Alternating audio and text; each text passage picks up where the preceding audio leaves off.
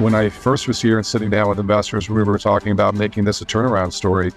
Now I would argue all of that's behind us, and we're one of the marquee names in the junior exploration space in gold. There's very few, if anybody, who has the same capital structure as strong as we do with this. We've got $7 million in the treasury at the end of the year. We've got, we had a productive year drilling. We planned was for 15,000 meters. We ended up getting 19,000 meters. Bryan gave me back $1 million that he didn't spend. I mean, we're executing. The Financial Survival Network. Now more than ever. The Financial Survival Network.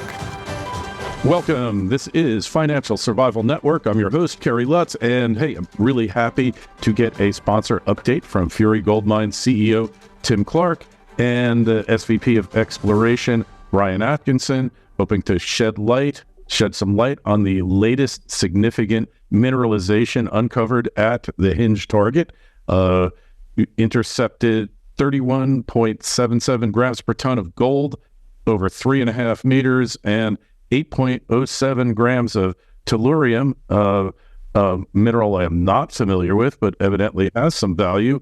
8.07 grams per ton, again, over 3.5 meters. Really exciting.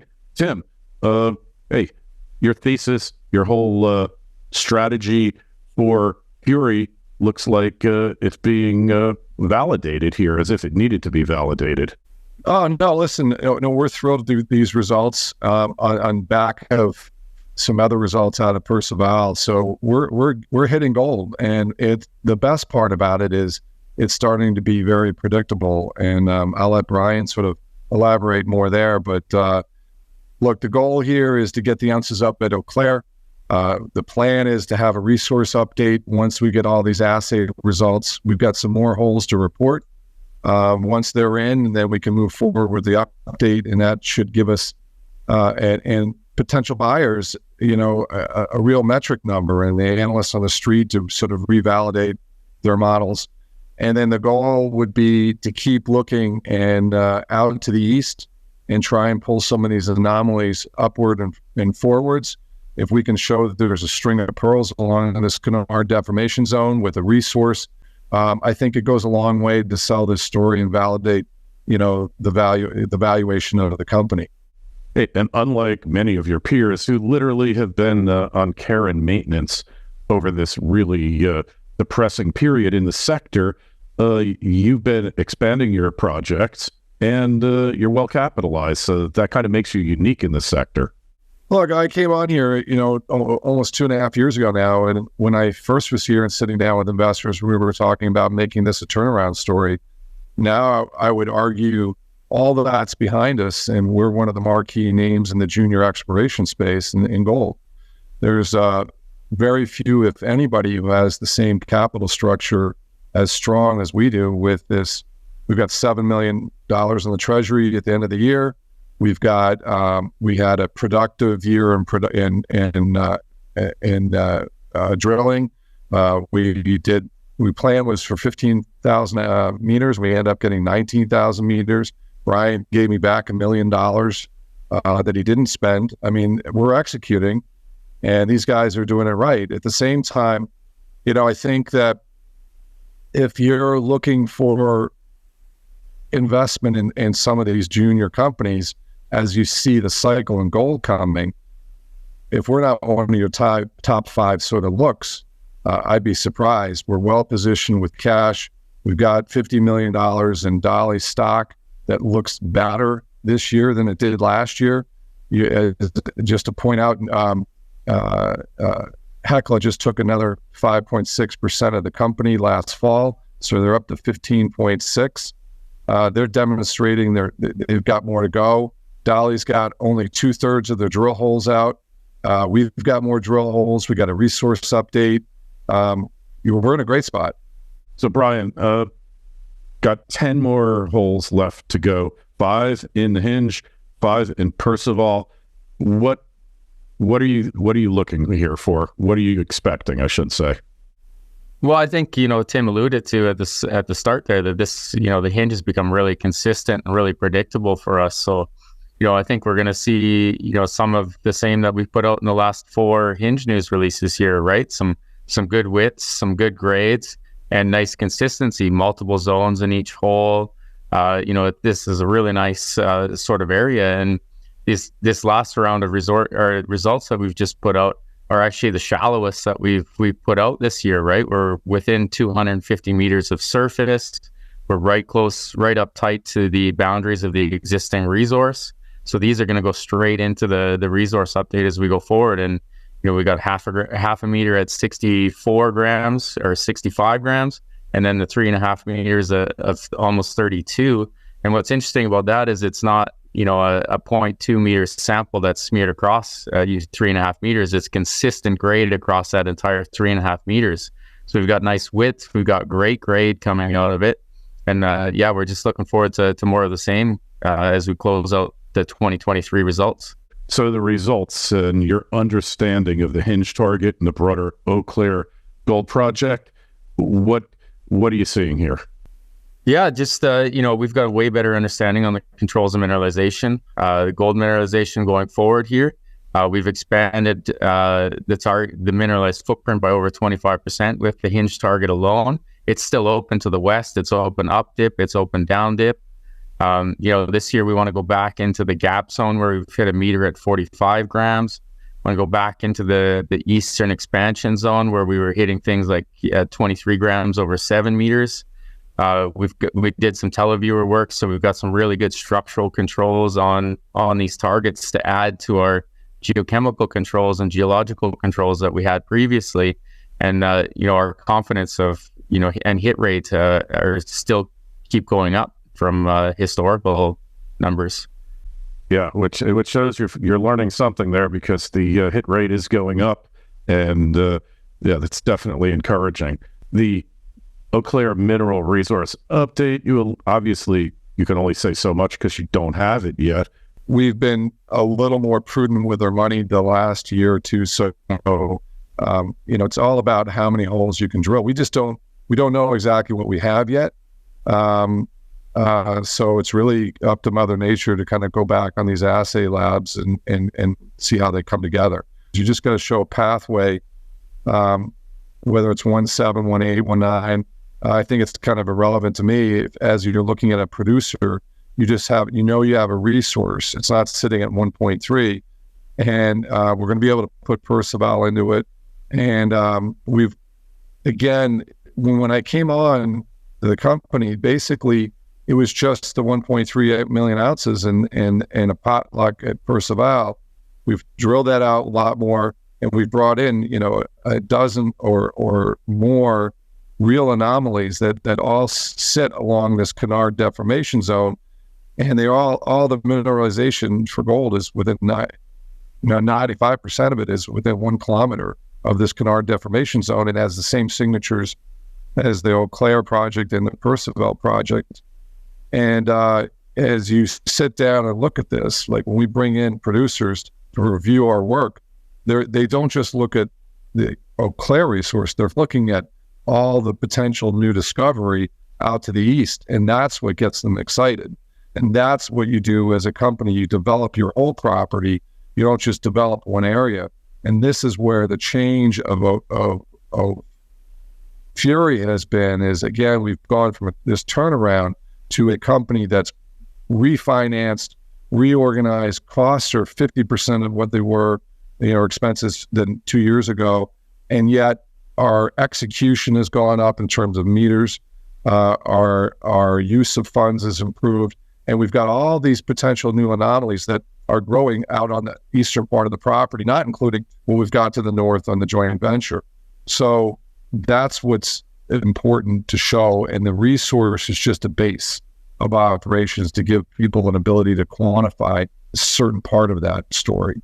So, Brian, I'm always hearing about increasing costs and getting less for more, and you kind of have done the opposite here. You came in $1 million under budget and 4,000 extra meters of drilling. How did that come about? full credit goes there to our Quebec team. Our exploration manager and our project geos out in Quebec are second to none. I'd stack them against any technical team out there.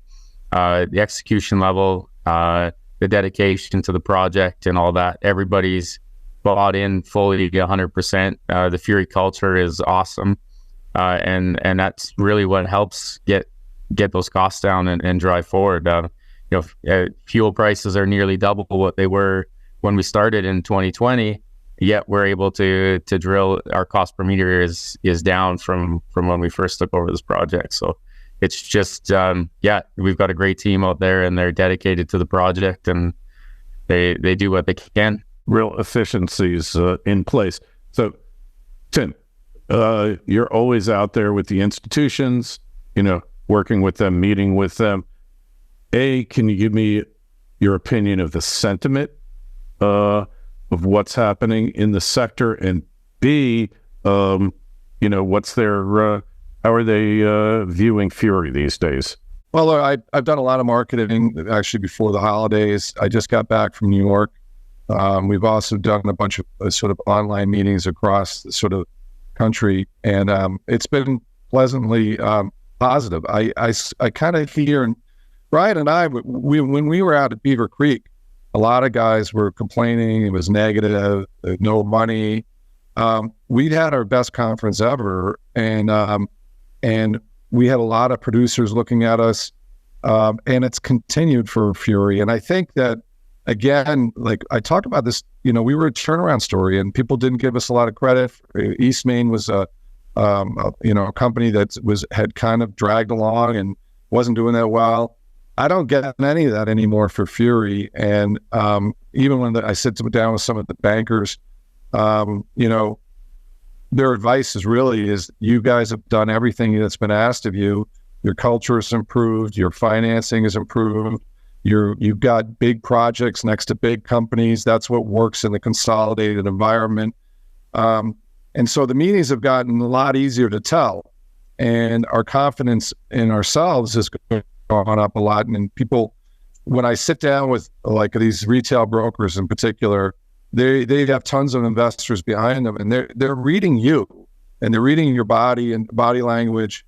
And a lot of them, after 10 minutes are like, look, I trust you. I believe you. The things you say make sense from a logical point of view. You've aligned yourself with Newmont, Agnico, some of these big institutional names that are in there. That's enough for me right there, because they don't Kerry, they don't ask all the time about geology. They just want a vehicle within the junior space that when the market cycle starts ripping, they know to go to, and they know how to seed a little bit earlier. They just don't want to lose their money. So if you think the cycle is coming, you got to start putting money somewhere. And where do you put it? You've got a company with Fury that's undervalued, that's got a potential takeout with this big asset called Dolly Vaden, and you've got big properties that if there is a massive consolidation, which is exactly what happens when inflation rips, that's the only out for producers, is to buy bigger and bigger land packages where you only build one road, not five, or one mill, not five. And we're right there. And so the story, 10 or 12 minutes, guys are telling me I'm buying your stock. And I don't know how much, but I've had 20 meetings, and I'd say 18 of them have all been great. I'd say 5 or 6 people have told me they're going to buy the stock immediately getting off the call. That hasn't happened in a couple of years. So things are definitely turning around. Hey, speaking of which, majors and such, you've got the Eleanor joint venture with Newmont. I know it's ongoing, limited information that you can disclose on it, but what can you give us something on it? Well, look, Newmont's it's been, they had the Newcrest deal. They put things on hold last year. We've been telling investors it's one of our favorite targets to go back up there and do some drilling. We're within striking distance. Our camp is right there. All it is taking the helicopter and going north versus east, and we could get some drills in the property. They didn't want to spend any money last year, and what we're waiting for is feedback from them about what they want to do this year. And I think there's, it's becoming obvious to us that it'll be nice to put this resource update out behind us, and then moving forward, we can really focus on new discovery. And more of the money that we spend this year is going to be much more focused on that, which will include these anomalies out to the east and also to the north in the joint venture, where we like to be doing some more geochem and some more drilling up there. So from an investor standpoint, I think 2024 could be a more exciting year to Fury than banging out the Hinge and the resource itself for our update, resource update. I think it's going to be great, and we won't have to spend as much money to do it. We're getting more efficient. I think it's going to be a great year for gold, and I think it's going to be a great year for Fury. Yeah, with $2,000 plus gold, and it's been staying there consistently for record numbers of days. You got to wonder when the realization gets shared throughout the junior mining sector. Hey, one more question for you, and this kind of ties in with that. Do you think there needs to be a change in the model as to how the juniors work with the majors in exploration and project development? I do, and we're actively trying to accomplish that. We've been out, I think we looked at 55 different companies this year. There's nothing that we've really jumped up and down about. Where I think a lot of potential opportunity is working with the majors. They want to work with junior guys. They just want to work with the right guys, the guys who can manage their accounts and not blow a lot of money. So we've approached other companies, the big companies, and asked them that, do you have, land that you'd like us to drill? Because what it does is that it's kind of like selling to what people need, not what you think you can get away with selling. So back when I worked in the capital markets, you would go to your clients and say, what do you want? Like, what's your criteria? And then you go get it. You don't go make something up and try and sell something to the opposite. So if I can get some land, and work on a joint venture with a major, that makes all the sense in the world to me. And then you have a built-in a company that's going to also support you financially as you move forward, and you have an end buyer. So for a lot of forward is that. But I tell you what, we've got enough land right now. We don't have to do anything for a long time because we've got plenty of the money if we want to with Dolly, and we've got a lot of territory. We got Committee Bay is huge, and we certainly want to find a way to get back up there soon. I think there's a lot of potential upside, and in Quebec we have more than enough for the moment. All right. Hey, finally, Bryan, for probably working on the current budget, where we're heading now, just targets, you're probably waiting for the rest of the results, but initially, where are you going to be focused for the coming year? Yeah, I think, Tim mentioned a lot more discovery focused. We're going to be able to quantify what we've done to contribute to the resource growth and show that. So that lets us, take a step away from, the resource itself. You show it's open, there's expansion potential. Now we can be looking at some of these anomalies we've defined out along the Percival trend up to Serendipity to the north, and then at the joint venture as well. So look for us to, we still love the resource, and we'll still be poking a few holes, trying to show that it still grows, like I said, at the gap zone and eastern expansion. But look for us to be stepping out and looking for that, the next big sort of hit out there outside of it and making a discovery. All right. Well, based on what we've seen to date, that's probably, there's a great likelihood that that's going to happen. In any event, gentlemen, appreciate your coming on. Make sure you go over to furygoldmines.com, sign up for notifications, get the latest news. The ticker symbol in Canada and the U.S. is Fury, F-U-R-Y. And gentlemen, thanks so much. We'll be talking to you again soon. Best wishes for the coming year. Thanks, Gary. Thanks, Gary.